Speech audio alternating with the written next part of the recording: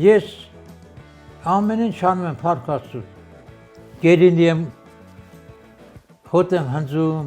հոտն եմ հավաքում, ջուր եմ անում, այնինչ հնարավոր է տան մեջ անում եմ,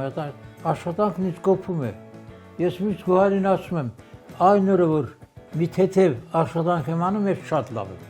բայց որը որ գործ չեմ անում, հիվանդ եմ։ Դրա համար ես խորհուրդ կտամ բոլոր թոշակառուներին, թոշակը ոչ թե ստանալու նստել, այլ թոշակը պետք է ստանալ աշխատել, ձգտել մի աշխատանք գտնել, զբաղվել աշխատանքով։ Իսկ աշխատանքով զբաղվում ենք հենց երկրագիտության հիմնական ճյուղերից մեկն է։ Գարնանա, ամռանը ինչ պլաններ ունեք, այգում ինչ ունեք անելու, ինչ եք պլանավորում։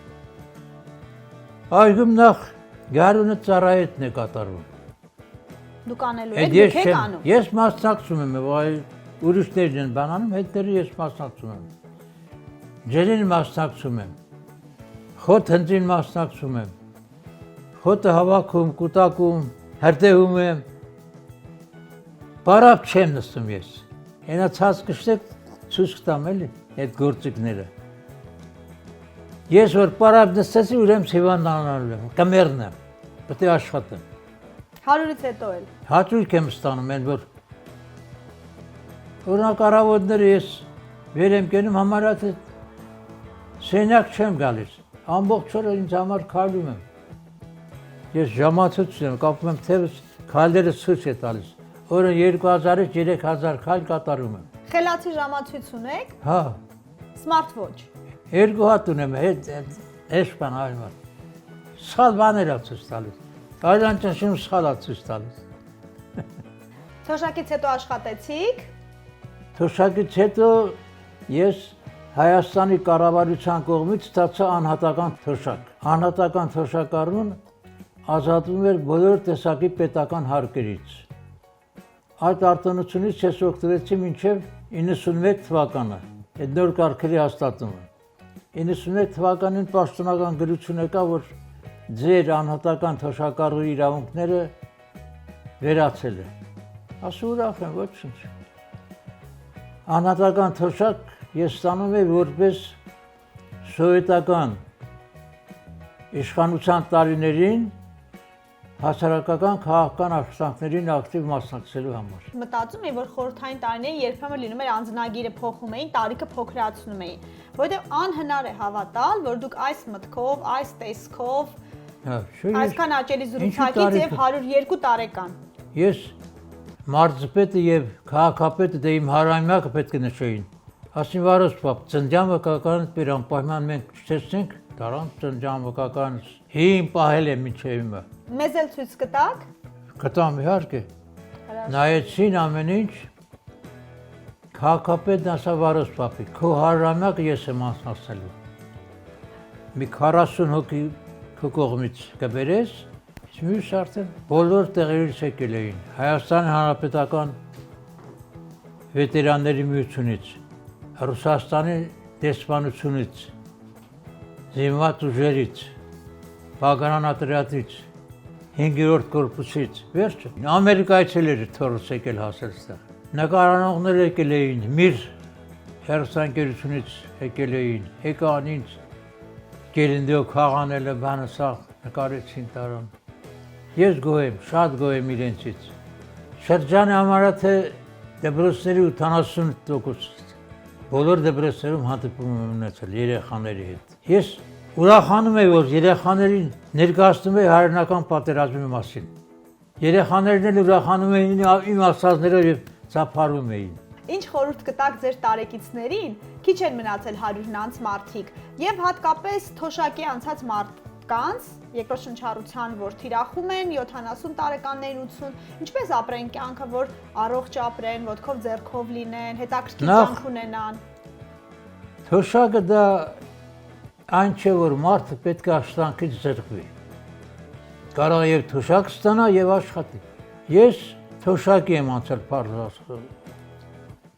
83 թվին անցա թոշակի, բայց մինչև 2003 թվին աշխատեցի։ Թոշակ էի ստանում եւ աշխատում էի։ Թոշակառուն որ նստես տանը, հիվանդանա երկար չի ապրի, նա պետք է աշխատի, մի աշխատանք գտնի աշխատի, մարդ պետք է միշտ կապված լինի հասարակության հետ, ես թոշակառու եմ, բայց շրջանում ինչպիսի միջոցառում լինում, բոլոր միջոցառումներին մասնակցում եմ ես, պարտադիր կարգով։ Սոցիալական շփումների կարևորությունն եք նշում։ Դպրոցերում կազմակերպվում են հանդիպումներ, ես մասնակցում եմ, աշակերտները գալիս են ինձ մոտ, ես լայն կապերի մեջ եմ սահմանապահ ուղեկալի հետ, բոլոր միջոցառումներին ինձ հրավիրում են։ Ես ելույթ եմ ունենում այնտեղ, պատրանիչների առաջ, իմ փորձն եմ իրենց ներկայացնում, նմանդ հայ ժողովրդին, խաղաղությունը օդ ու ջրի պես պետք է։ Մենք շրջափակված ենք, Տշտամի չեմ ասում, էլի, այնպիսի պետություններով, որոնք չեն ցանկանում Հայաստանի գոյությունը, թող խաղաղություն լինի, մեզ խաղաղությունն է պետք առաջարտին, խաղաղություն որ եղավ ամեն ինչ լավ կլինի, ժողովուրդները առաջապես թող ապրեն հաշտ ու խաղաղ, սովետի մասին եք խոսում, իրոք սովետական միությունը ժողովուրդների բարեկամության երկիր էր, բոլոր ժողովուրդները, եղբարաբար, ով իրանք ուներ մեկին մի բան ասելու, դա շատ լավ էր։ Զարգացման բերեց։ Եվ առողջություն եմ ցանկանում, աշխարհին խաղաղություն և առողջություն, ուրիշ բան պետք չի, մի կտոր հացը կճարենք կուտենք։ Ամեն ինչ կարող ենք մենք ճարել, ստեղծել, բայց խաղաղությունը և առողջությունը դա անգնահատելի բան է, թող աշխարհին խաղաղություն լինի, մաղթում եմ մեր տարեցներին, երկրորդ շնչառության մասնակիցներին,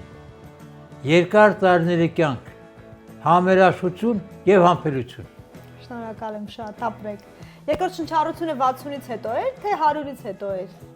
Ես գտնում եմ, որ երկրորդ շնչառություն պետք է լինի 100-ից հետո։ Այդ 60-70 դրանք ավելորդ բաներ են։ 100 տարին որ հասել է, դա նորը սկսում է երկրորդ շնչառությունը։ Վերջ, ոնց ասել եք։ Հա, թե ինչ, 60 տարեկանին բերել են երկրորդ շնչառությունը, ումն է պետք է։ Այն առաջի շնչառության մեջ է դեռ։ 100 տարին լրացած են, նոր պետք է մեծարել։ Օրինակ, Երևանի քաղաքային կոմիտե լավ բան որոշեց։ Երևան քաղաքի բոլոր 100 տարեկաններին 1 միլիոն ռուբլի գումար տալ։ Դա լավ է, բայց մեզ ով պետք է տա բա։ Քաղաքապետին, մարզպետին ասեք մյուս հանդիպմանը։